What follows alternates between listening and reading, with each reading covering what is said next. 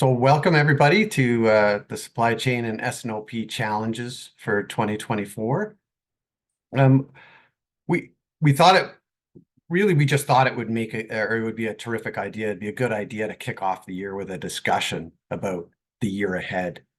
What are the challenges? What are hot topics that we all need to consider as we look ahead into 2024?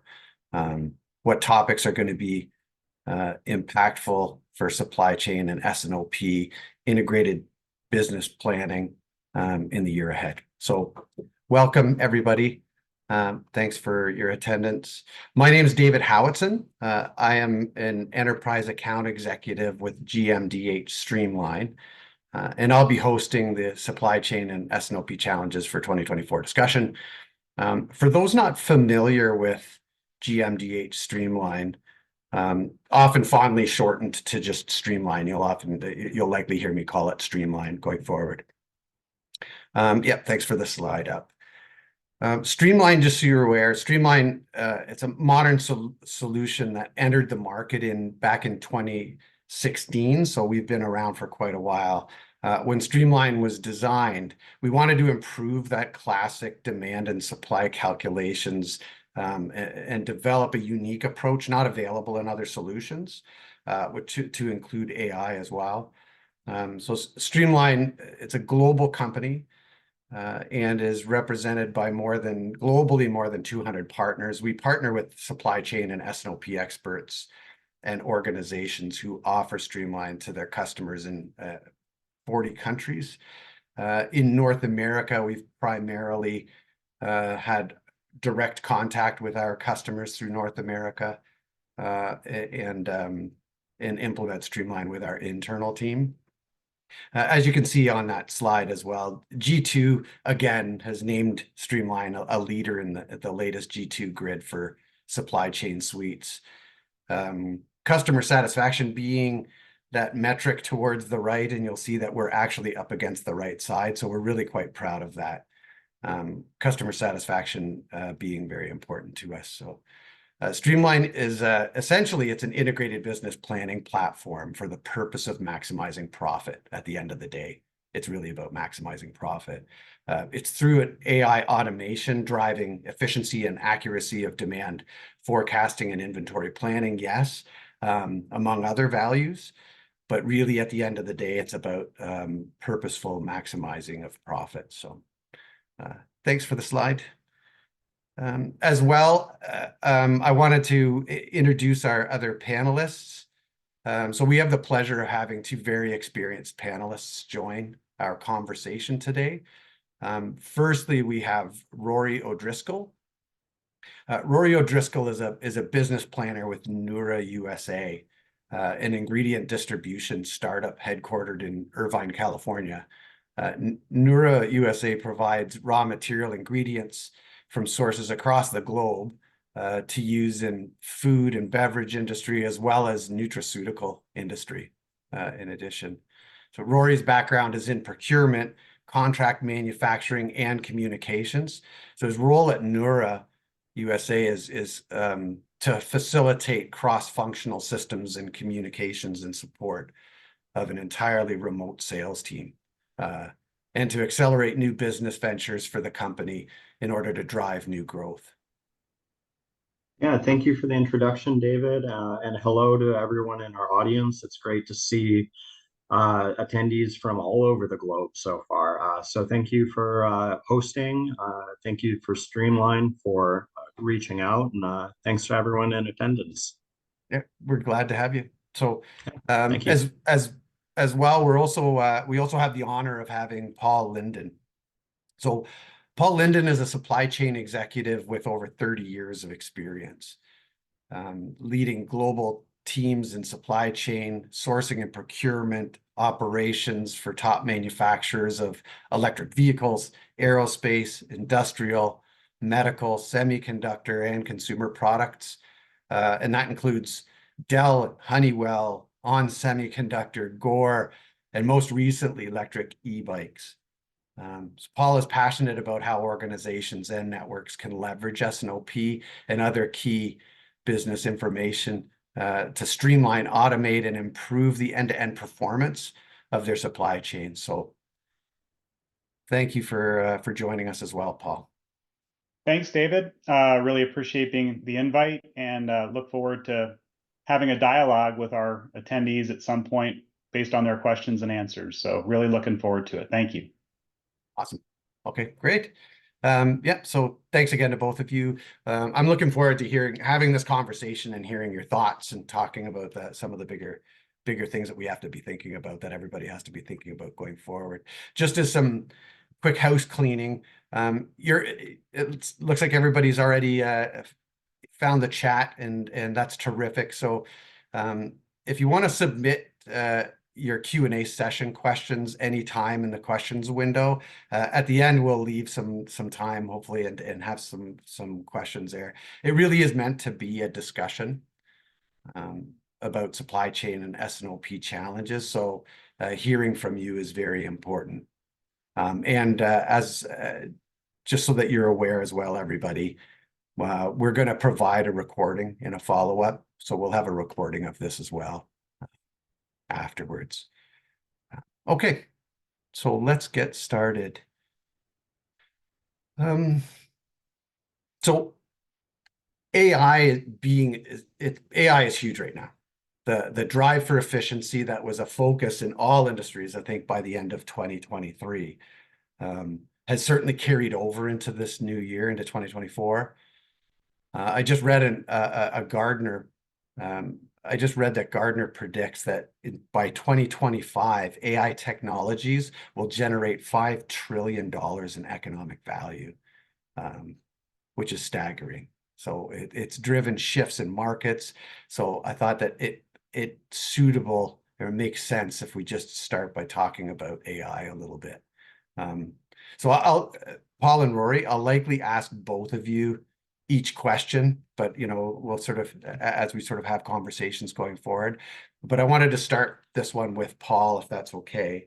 So the question being, given the surge of investments and news headlines highlighting the impact of AI, it's everywhere on various industries, it's clear that AI has the potential to rapidly transform supply chain management.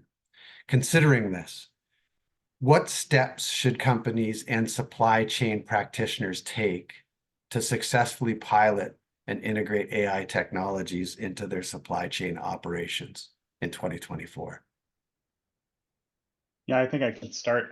So my experience with AI is just beginning. And if you're not beginning as well within supply chain, I think that this is the year that you need to actually put projects in place that pilot or test the waters and build some of the talent in AI.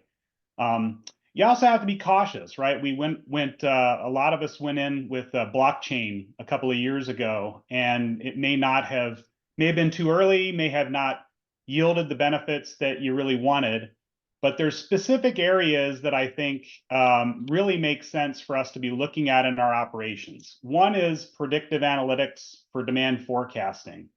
The ability of AI to digest and continuously learn from customers' buying behavior and competitive prices just using web crawlers, being able to very accurately price your products and then anticipate what the likely sales uplift from a promotion might be is unprecedented. It's just it's almost impossible for humans to digest that much data and come up with a meaningful set of analytics that help you with your demand forecasting and the ability to get ahead of your sales and operations planning process.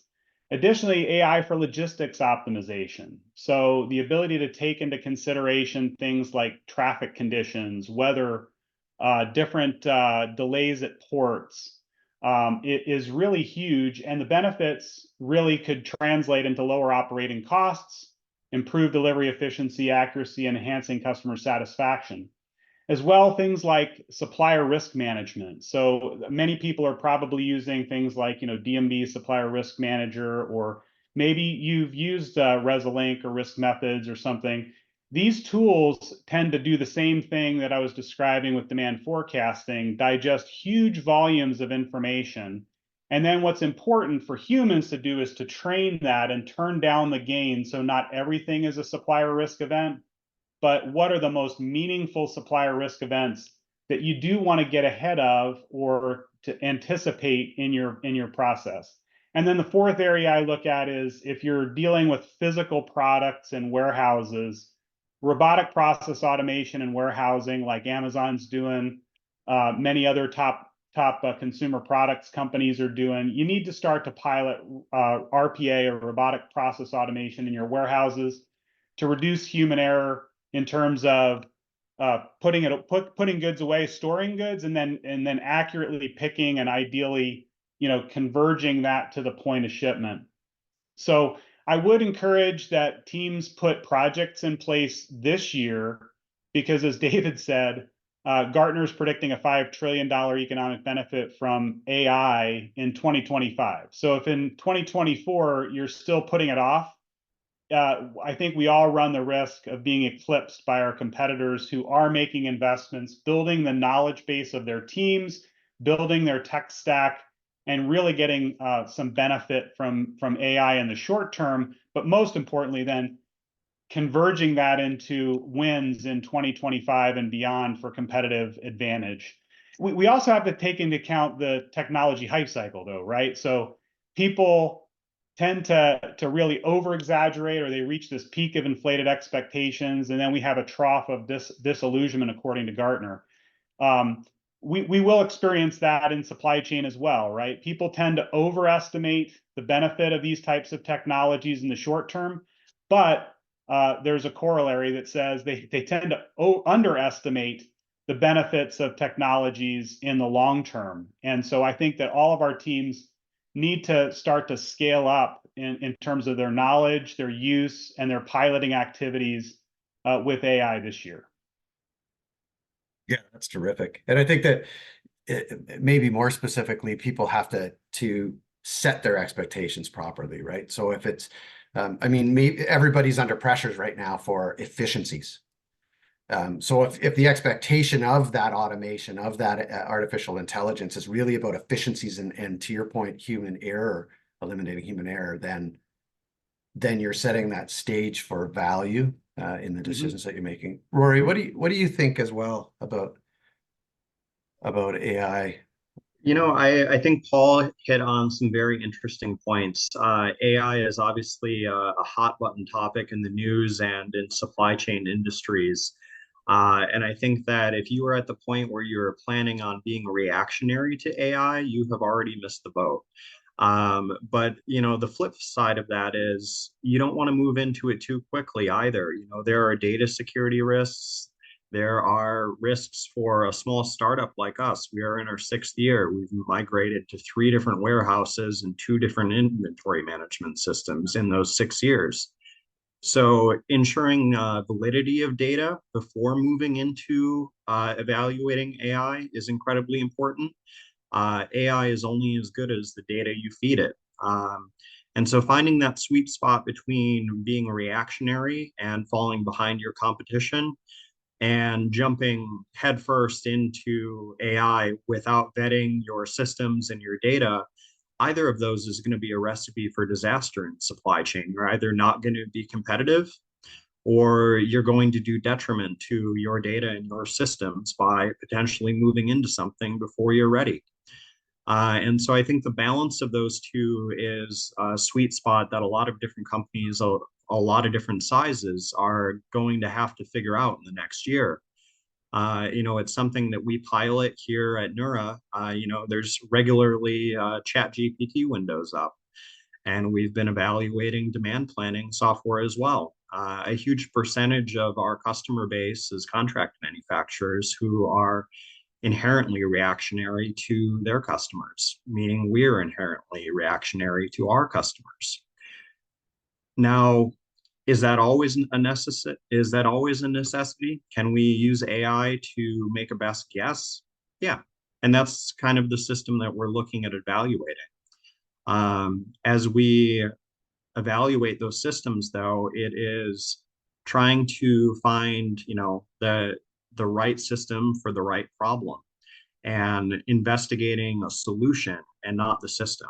And so, we're cautious that AI is not likely to replace anyone's job here, in the foreseeable future, but it can be an incredibly valuable tool to do some of that heavy lifting on data analytics, and be a guide to our purchasing, logistics, and warehousing teams. And so I think this is an interesting time to be evaluating AI, but you need to find that Goldilocks zone of, being completely reactionary and late to the party and being an early adopter. And so I think that that's a great question to be evaluating for companies of various sizes right now.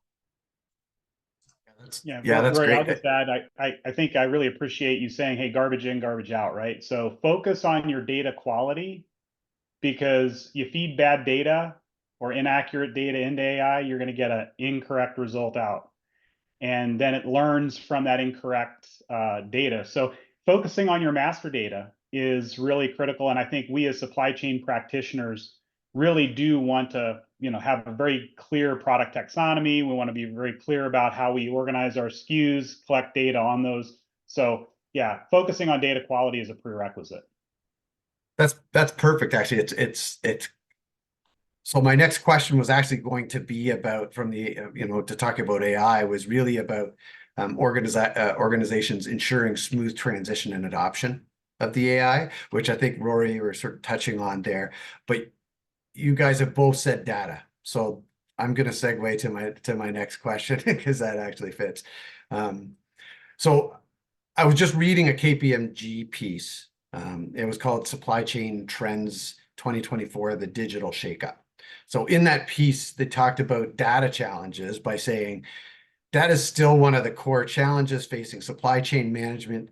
Each day, millions and millions of data, like date records, for instance, are generated across the supply chain from multiple systems. The proliferation of digital technologies and Internet of Things devices and the advanced tracking systems that are out there have compounded the problem.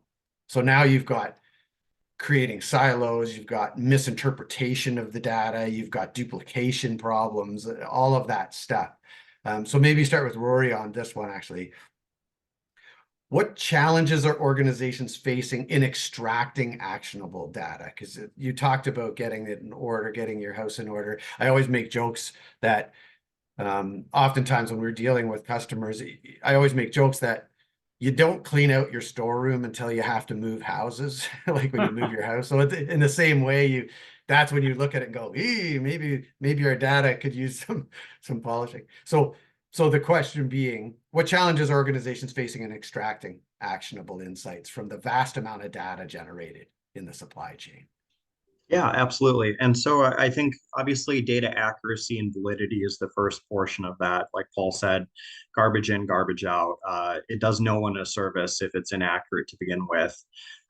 So the first step is kind of evaluating, how do we separate the wheat from the chaff here? How do we say, okay, we know and trust this data set. Now that we have this data set that we know and trust, what is our end goal with this data set? What do we hope to accomplish with this data?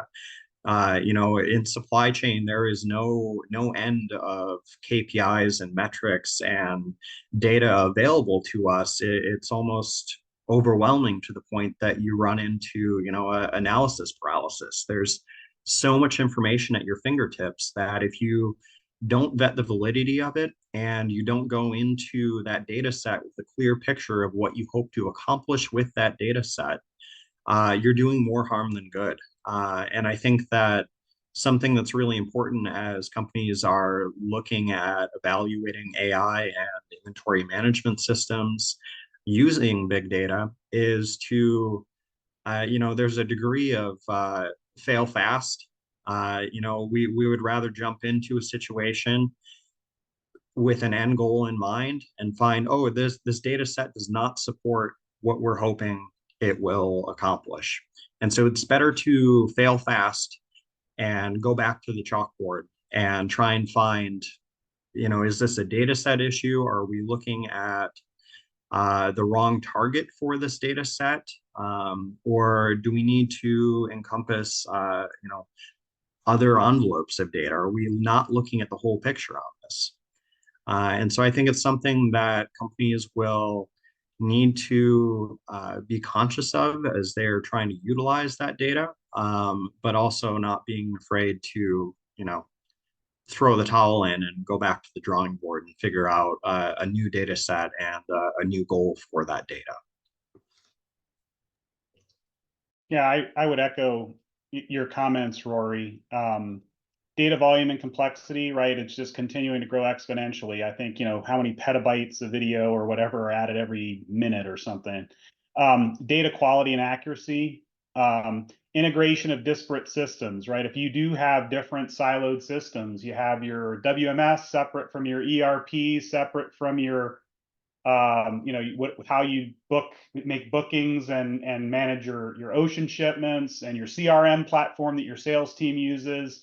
If they're all separated, right, how do you bring that data together into perhaps a data lake or something, and then standardize, normalize, cleanse that data so that it all is making sense? And then, when I think about, the sources of data, right, you have to use human intelligence, I think, to train the system. So, for example, if you're looking at what's the real source of customer demand, I believe it's, when a customer requests a product on a certain date, that's the definition. When they place a PO with you or they place an order with you, even if it's unrealistic, that's when they wanted it. And don't use your ship date to determine, when I finally got the supply in, so I was able to fulfill all these back orders, and that's my demand. No, that's actually a delayed demand signal, right? The true demand is when your customers want it. And when you're trying to do things like spend analytics and try to prioritize, where do I go after, cost management in my different direct materials or other services, things like that. You look at, okay, what did I actually pay when I received the item? So usually at the point of receipt is the system of record for what was the price, what was the quantity, what was the, so you can do your spend analytics from that. So really using human intelligence, training the system, focusing on data quality, trying to integrate data from your disparate systems. And there's many tools out there, some of them actually free, that help you to create a data lake. And that's where I think big data and analytics is going, that helps feed some of the advanced, AI and other systems. I also want to caution, right? So as we go more cloud-based, right, software as a service, there is data security and privacy concerns. And so you need to be vetting any organization that you trust your data with and have strict, confidentiality and how that data is used and data privacy standards in place that your legal teams have vetted.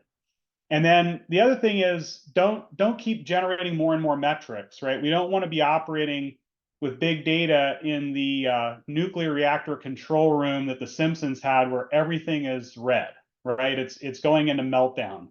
You have to translate this big data into the critical few actionable insights.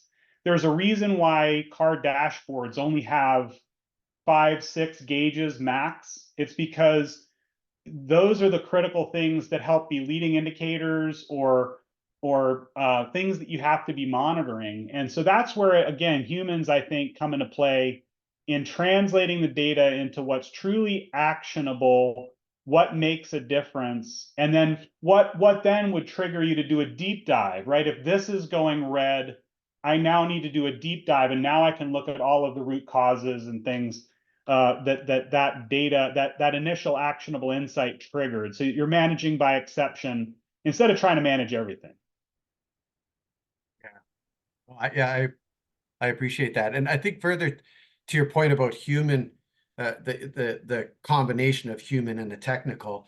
There's actually I'm gonna switch over to an audience question. I appreciate whoever put this in, but it's timely. So how do you foresee different skills required to have this AI and new reality coming in the supply chain? So to that point, of that the combination, what kind of new skills do you think just people need to keep up with this? So as we talk about 2024 going forward, what should people be thinking as far as upskilling themselves and their teams and things of that nature? Who's got an idea on that one? I could take that one, David. Okay, excellent. So I think that as we touched on big data analytics, so for example, we're a relatively small company, 40 some people. We have one dedicated data analyst who does an incredible amount of reporting. Now, this data analyst is very capable. He knows what he's doing, but he doesn't have the big picture all the time. It is run me a report looking at these customers, these blended margins over this time period for these SKUs. Simple request, right? When you go into big data, if you don't understand the big picture of what you hope to gather from that data, if the person working with the data doesn't understand what the end goal is and the big picture of what that data means, they're more likely to misinterpret the goal. They're more likely to misinterpret the data. And the company is more likely to get bad data. And so I think that from a data analytics standpoint, it's really easy to just look at the numbers and say, this is what the numbers tell me. But data analysis is not about numbers. It's about inferring meaning from those numbers. And so I think that something that we need to be conscious of as we are utilizing big data more is focusing on the big picture and understanding what we hope to gain from that data at all levels. Not the person requesting that report from the data analyst, not the person that is helping to provide that data, but the whole picture of why we need this in the first place and what we hope to accomplish with it and where the data is coming from. Yeah, I do think regardless of your size, companies do need to invest in people. And that means upskilling people, investing in training programs, whether it's industry certifications, so that you're saying, hey, I'm going to invest in like ASCM or ISM certifications, or even just the curriculum, right? How do I leverage some of the best practices that come from industry leaders in my organization, regardless of size, and then use that as a backdrop for, okay, now what data do I need and how do I use that data to develop actionable insights from it? The other is like a culture of data-driven decision making. So a lot of times in organizations, right, we make decisions kind of spur of the moment or with intuition. And I think increasingly the data is going to be there. We just have to be able to have the skills and abilities to bring that out of all the different data lakes that we have to make a data-driven decision wherever possible.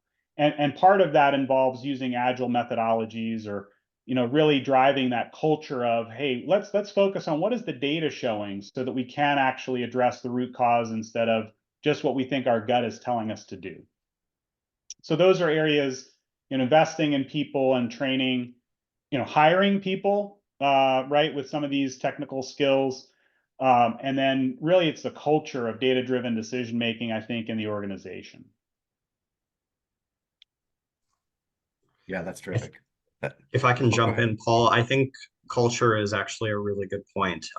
You find it pretty frequently in small organizations where there is hesitancy to change systems like that. And so you get a lot of pushback sometimes where it is, well, what's our ROI on the system if we make what for a small company could be a relatively large investment?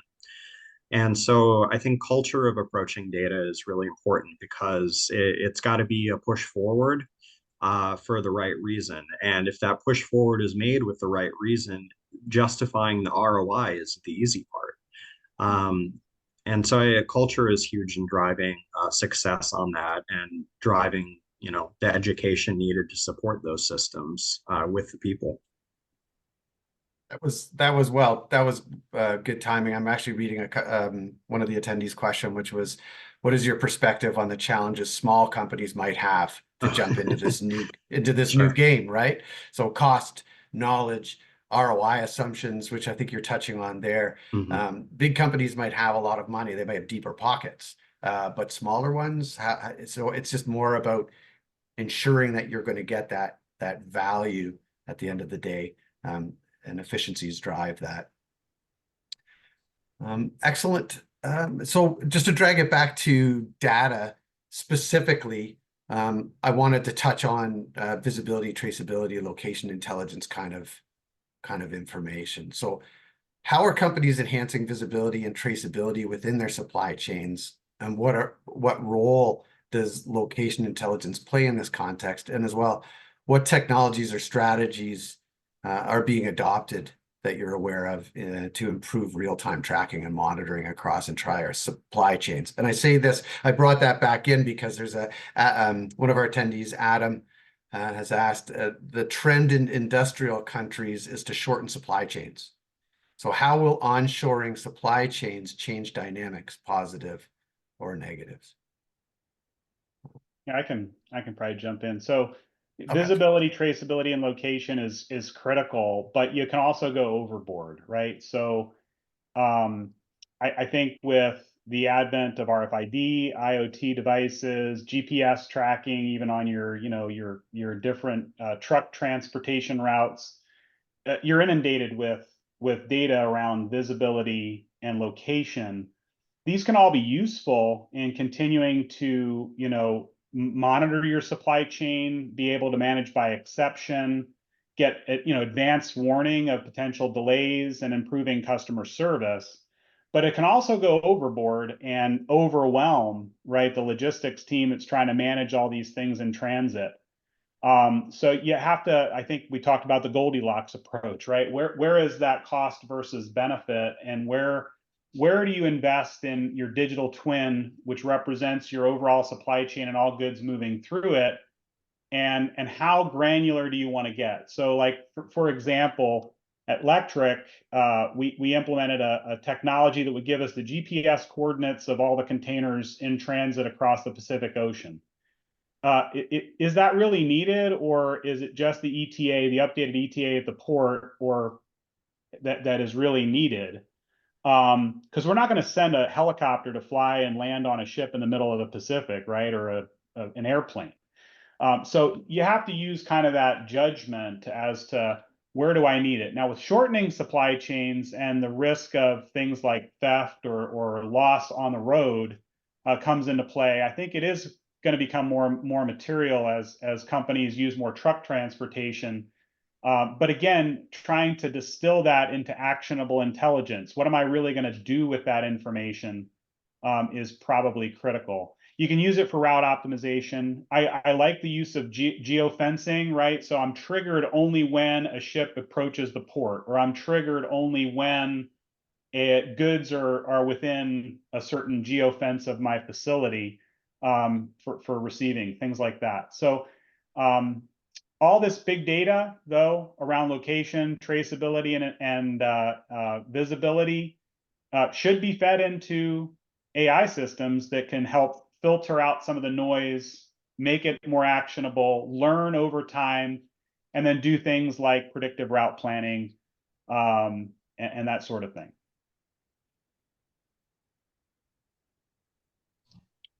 You have any additional thoughts, Rory, on that?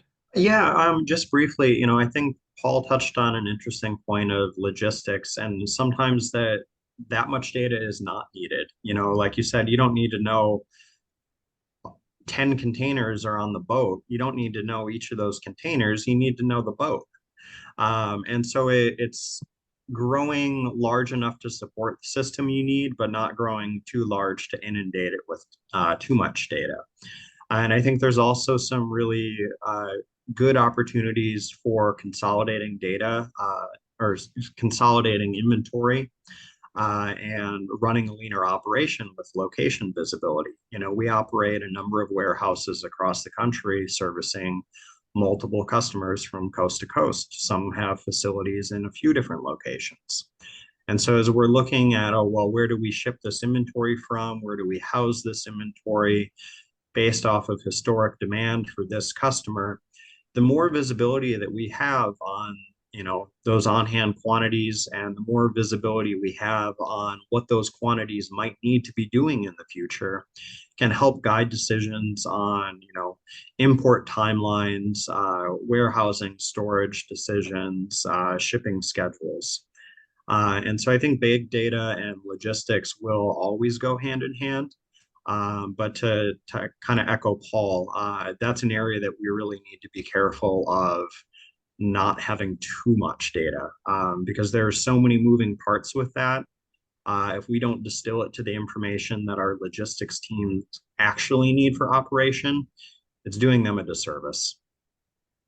Yeah, and so much of this conversation is sort of tied together, because really what we're talking about is back to what we were talking about earlier, which is extracting actionable insights. So specifically in this big, massive quantity of data, there's so much data constantly growing. What do you need to see and what do you not need to see because it's noise? So and it does play into, sometimes you don't need it until you need it, right? So things like traceability, right? So tracking expiry dates or shelf life, or if you have a recall, right? And the ability to then track, okay, which lots were consumed into which product. So now I can cast a narrower net when I'm doing things like containment or a recall. So some of this data you need to maybe be thoughtful about, and it depends on like whether you're in a industry that deals with things that go into the human body, like Rory's company, or things that go into EVs like Lectric, right, where there could be a need to have a recall. You got to have that data then available. But for day-to-day and managing your supply chain, right, you try to filter that out. I don't need that depth of data until I need to drill into it. What are the actionable insights that actually make a difference in my day-to-day operations? That's what drives my dashboards or my day-to-day process. Yeah, that's well said. So maybe continuing from the location, this one's suited. So there's several events happening throughout the world at the moment that are affecting supply chain operations, product delivery routes, for instance, etc. We'd be remiss if we didn't talk about these issues. So without diving into too much politics side of it, because we want to keep it more of a discussion than a debate, I guess. But maybe the question is geopolitical risks as a reactive thing in supply chain planning. How can companies mitigate these risks in 2024? How can companies be prepared for issues like threatening or like threats to shipping lanes, for instance? Yeah, that's well, go ahead. oh, I'm sorry. Go ahead. No, go ahead. That's perfect. Okay. Yeah. I mean, the fact of the matter is that politics does impact, and there are things like trade tensions and tariffs, right? There is political instability and conflicts going on in the world. There are threats to shipping lanes. And so, we do need to, as supply chain practitioners, continuously monitor the landscape, right, of where are our suppliers located, where are their sub-tier suppliers located, and as far back as you can go to understand and kind of think ahead of potential risks caused by the geopolitics. How do you address it? Right? You address it, you can do it proactively by diversifying your supply sources if possible. Now, sometimes it's not possible, but over-reliance on any single supplier or single country has proven to be risky. And who knew that there was going to be a typhoon that hit Thailand and wiped out like the sub-tier components to the hard drive manufacturing industry many years ago, or the Fukushima disaster in Japan? These things, in order to be prepared, you can start to diversify your sources of supply. And that does mean things like dual or multi-sourcing, or where you have a single source. Hey, how can we create a second factory in a geographically diverse region from that same supplier, right, to ensure supply, or at least prepare for that, saying, what would it take if you had to shift all your manufacturing from the primary factory to a new factory in a different region? Strengthening supplier relationships is also critical, right? So if you're not you should probably stratify your supply base and understand, okay, which ones do I need to be talking to daily, weekly, monthly, quarterly, or annually, and try to have those dialogues so that you build that relationship over time, so that, and ask what they're doing from a business continuity, from a disaster recovery standpoint, and trying to collaborate and get ahead of potential issues early by developing joint contingency plans. Visibility is another thing. We talked about supply chain risk management, right? Using tools that look at the financial viability. What are threats to different shipping lanes? And get ahead of that with planning. And then just being flexible in your operations. Another area is like regulatory compliance. So politics influences regulation. So, like European GDPR privacy regulation, for example, came into play, and there was a European MDR that influenced like qualification of medical devices in Europe. You need to have teams that in your industry monitor and stay ahead of not just trade issues, but also regulatory issues that could impact your suppliers or your products. Paul, I'm really glad you brought up regulatory issues. With risk mitigation, there's always a certain degree of reactionary behavior. We can't predict, a shipping container or a ship stuck in a canal, or a next war or a natural disaster. There are risks that are always going to be reactionary. And the key to mitigating those reactionary risks is redundancy in a lot of situations, or redundancy wherever possible in terms of supplier qualification and sourcing. There are materials that we prefer to buy from East Asia, but we have qualified sources in South America as well, just because of that redundancy. Now, that redundancy is great, but because our industry is so regulated in terms of, product intended for human consumption, the regulatory paperwork to maintain those redundancies is incredibly important. So we may not be utilizing that supplier in South America, but we may need to pivot to that supplier incredibly quickly based off of a reaction to a larger scale, unpredictable event. And so redundancy is useless if you're not ready to pivot on that redundancy when you need to do it. If you need to make a pivot to another supplier as a reaction, and you're not set up and ready to go, oh, they have expired certifications that our customer won't accept, well, then you're dead in the water again. Granted, that's an easier thing to alleviate than a war or a natural disaster. But the point of redundancy is that you can switch to it seamlessly. And so, I think the important lesson for us here is that anytime you have a redundancy, a redundant supplier, a redundant source, is that you are maintaining that redundancy so you are ready to switch in the event that you need to.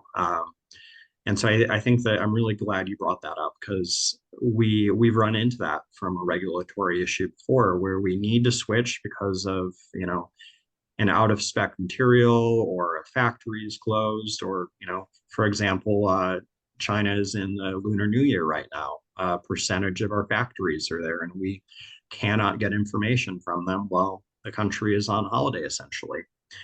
Having redundant systems for that allows us to source additionally. But if we're not up to date in our system on the regulatory side of that, it's useless. Yeah, absolutely. That's great.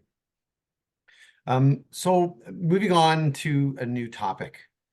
I wanted to touch on economic challenges and dealing with inflation, because that is one of the current issues. So with potential economic challenges and inflation concerns, so it's kind of two questions. How are companies adapting their supply chain strategies to maintain cost effectiveness? And are there specific measures being taken to mitigate the impact of inflation on overall supply chain costs? So anything in there that you think makes sense? Maybe start with Rory on this one. Yeah, sure. I mean, inflation has been a hot button issue for everybody for a lot, Hmm. over a year now. And it's a tough situation because we as distributor are in a situation where some of that cost we need to pass on to our customers. Is that ideal? Is that our goal? No, of course not. Our goal is to maintain cost of goods sold to our customers so they can maintain their product line. In the event that we are having to pass on a cost due to inflation or, rising shipping costs or anything like that, we go through every possible mitigation outlet first. Can we renegotiate this with the supplier? There are some materials that we will contract on quarterly. Now, do we look at locking that down on a 6-month period or an annual contract to help mitigate some of that? Yeah, absolutely. If we can, we will, just to secure that price point and that supply line. And so it's a tough situation to be in. And I think that one of the best tools that we as a distributor can have that conversation with our customers is transparency. It's not a vague, oh, your prices are going up because inflation. Well, that doesn't tell me anything. Is it material costs? Is it shipping costs? Is it processing cost? Is it labor? Where is this coming from? And so really having a clear picture on where that inflationary cost increase is coming from specifically makes having those difficult conversations with customers a lot easier. Obviously, you don't want to have that conversation if you don't need to, but inevitably you're going to have that conversation where, you give them the bad news of this is 10 cents a kilo more expensive now, and we can't mitigate it for you. We have to pass it on. If you go into that with transparency and a definitive reason of why that cost is increasing, that transparency goes a really long way in making that conversation easier and helping to maintain a relationship.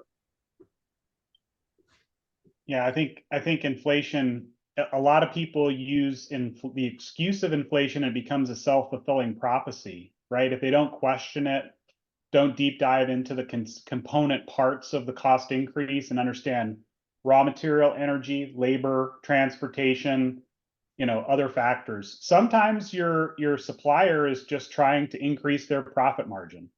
I had an experience in the aerospace industry where one company was an acquisition company, and it would look for sole sourced suppliers that were spec'd into aircraft, right? Whether it's engines, whether it's flight control systems, et cetera. And their business model was, we're going to acquire the company and execute our value-based pricing methodology, which means basically we're going to triple the price of our product because we know the switching cost for the aerospace companies is too high, and they can just extract margin out. So other areas from an economic standpoint that we have to look at, currency volatility, right? So if you're not looking at the difference between RMB and US dollar, if you're buying from China, right, it's been all over the map, and it will make us a very material impact on your purchasing costs. Energy is another area, which involves also, if you can shorten the supply chain or you can use more efficient transportation methods, maybe you can mitigate some of those expenses. And then the cost of supply chain disruptions, right? When you have a disruption, you end up having to expedite everything. And so that's obviously much more costly. So what are some of the mitigation techniques? Just like with supply risk around geopolitics, diversification of your supply base. If you can have 2 or 3 sources in geographically dispersed regions for your product, now you also have competition, right?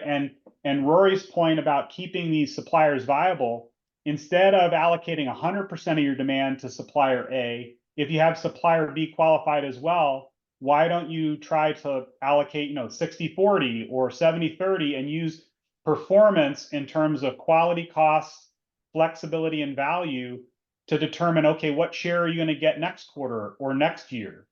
So diversification of the supply base ahead of time and keeping those multiple sources qualified is a recipe, not just for avoiding geopolitical or natural disaster risks, but also maintaining competitiveness in an inflationary economic environment.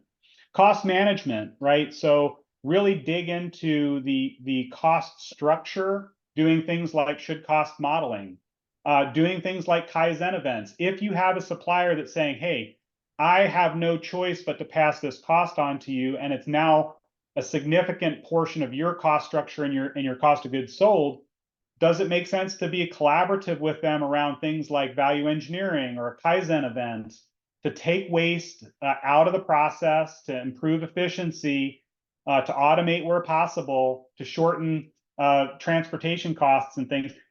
There's a whole bunch of strategies you can use, but you do have to prioritize which ones of those you invest in. Hedging against currency risk. So there are financial instruments such as futures contracts or options that allow you to hedge against future currency fluctuations and its impact.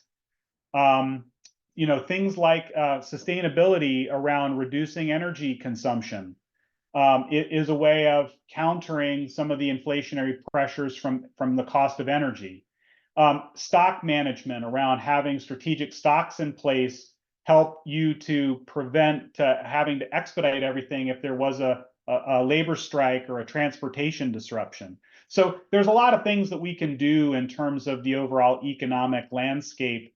And again, it comes back to prioritization, making sure you're investing your time, your systems, your dollars into the right strategies that make the biggest impact on your organization and your supply chain. Both of you, great insights. I appreciate that. So I wanted to move on to, in our final stretch of time here, I wanted to move on to overarching, I think, supply chain investments. So how do you justify investments with your stakeholders, your internal stakeholders, likely, in the right people, processes, and systems, suppliers and partners, sort of the 2024 roadmap of investments? How would you approach that? Yeah, I think my experience with large companies is there's usually a portfolio-based approach to supply chain investments, and typically does require a formal business case that has an ROI or an NPV calculation, and then you try to stratify or prioritize the projects. Which ones generate the highest return, and or regardless of the return. So like things like dual sourcing.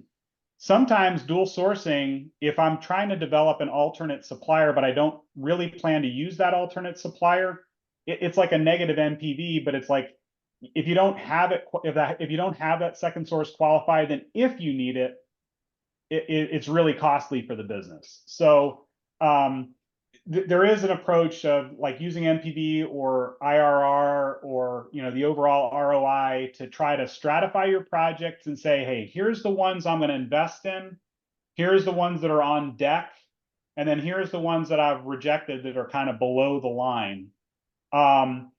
Typically this is done, you want to look out 3 to 5 years in a strategic plan, but then translate that prior to the beginning of whatever your fiscal year is or your budget year is into an annual kind of operating plan that says, here's the projects we're going to be that are above the line and we're investing in. Here's the ones that are on deck, that if one of those is proven to be, hey, this is not working out, I can quickly promote one of the ones that's on deck.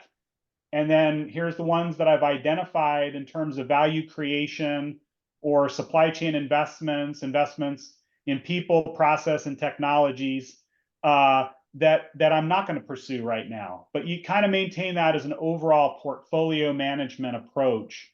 I think that in terms of infrastructure, companies should be investing in AI, flexible distribution networks, and sustainability. In terms of technologies, again, AI and maybe Internet of Things or robotic process automation. And then in terms of people, talent development and digital skills is really critical. And then really focusing on that culture, that decision-making culture. We're a data-driven, agile decision-making culture. And then some of the tools and techniques, supply chain control towers, or supplier risk management, use of predictive analytics for demand forecasting to improve your S&OP process, scenario planning tools, right? There's a lot of ERP system providers that offer different scenario planning tools. So those are some of the areas that I think you ought to be looking at, but it really is around how do you invest in the right projects that make the biggest impact on you and your customers. Rory, what do you think? Kind of coming from the opposite end of the spectrum as Paul here. You know, we are a small, relatively lean startup. And so one of the things that we struggle with is justifying that ROI. You know, our innovation pipeline for new systems is, you know, it exists, but it's relatively, you know, short looking. It doesn't look too far into the future. And some of that is because of an incredible growth rate. And so one of the things that we look at when we're evaluating a new system or a new potential operating SOP is not necessarily the dollar amount ROI, because that's difficult for us to predict, but it is the direct impact to the people that are expected to utilize that system. Does this free up the people to do some of the heavy lifting that they're currently doing so they can focus on higher level tasks? Does this allow our team to work more efficiently in their current systems? If it doesn't do that, the ROI is never going to be there. Well, likely never going to be there. And so I think that, you know, Paul, you said it, it's important to look at ROI for supply chain planning and kind of a two-pronged approach. Is there direct ROI from system implementation, or is there, you know, tangible benefit to the people using that system? If you can't answer both of those, I think you have you know, your answer. If you can answer one of those questions, well, then there's more conversation to be had, I think. So yeah, it's an interesting situation, and a lot of what we ask ourselves on system implementation is, who is this going to help and how much time is it going to free up? Yeah, that's insightful. I'm trying to be aware of time as well. I want to respect everybody's time, and I think unfortunately we're coming to the end of it. I wanted everybody to know as well, though, I tried to interject some questions during the discussion along the way, but any outstanding questions we will address. We'll follow up by email and get you the answers that you need. So we will be doing that as well. And a reminder that you'll be getting a recorded copy of this, maybe in a follow-up email as well. Maybe, yeah. So I think that we're sort of out of time at this point.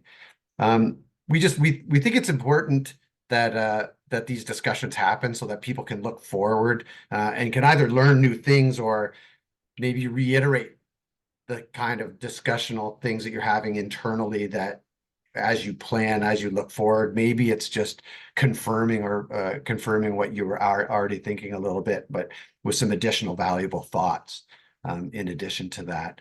So hopefully that's been helpful. I wanted to thank Paul and Rory. It's been terrific, very insightful. You're both very knowledgeable, so this has been terrific. So I appreciate that. And I wanted to thank everybody as well for attending, everybody who attended. Again, we'll try to address any questions. You will get a copy of the discussions. And on that, thank you. And I hope that everybody has a terrific rest of their day. Yeah, thank you very much. Yeah, thank you, David, Paul, and audience. Great conversation. Appreciate it, everyone. All right, bye-bye.